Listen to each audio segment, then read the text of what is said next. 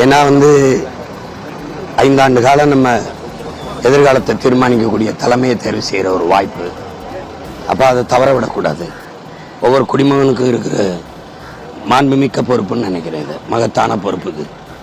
ஏன்னா இது வாக்கு செலுத்தாமல் பொறுப்பற்று விட்டுட்டு நாடு சரியில்லை, எதுவும் சரியில்லை, குடிக்க தண்ணி இல்லை, இயற்கை மின்சாரம் இல்லை, பயணிக்க நல்ல பாதையிலெல்லாம் புலம்பிக்கிட்டு இருக்கிறது அர்த்தமற்றது. அதனால இது ரொம்ப முக்கியம், ரொம்ப ரொம்ப முக்கியம். புதுசாக ஆரம்பித்த அரசியல் கட்சினால எந்த கட்சிக்கு வாக்கு சதவீதம்?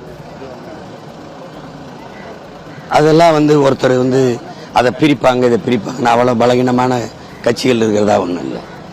இங்கே புதுசாக இவருக்கு போட்டு பார்க்கலாம்னு நினைக்கிறவங்க போடக்கூடாது. அதனால யாருடைய வாக்கையும் பிரிப்பாங்க, சிதைப்பாங்கலாம். அது கணிச்சிட்டு இருக்க முடியாது. மே 4ஆம் தேதி உங்களுக்கு எண்ணி சொல்லும்போது தெரியும் யாரோட வாக்கு போயிருக்கு, யாருக்கு எவ்வளோ வாக்கு வந்துருக்கு. அதுக்குள்ளே இப்போ நம்ம சோசியக்கார மாதிரி சொல்லிட்டு இருக்க முடியாது. இந்த கருத்து கணிப்பாளர்கள் மாதிரி பேசிக்க முடியாது. அதில் எனக்கு அதிகமாக நம்பிக்கை ஒன்றும் இல்லை.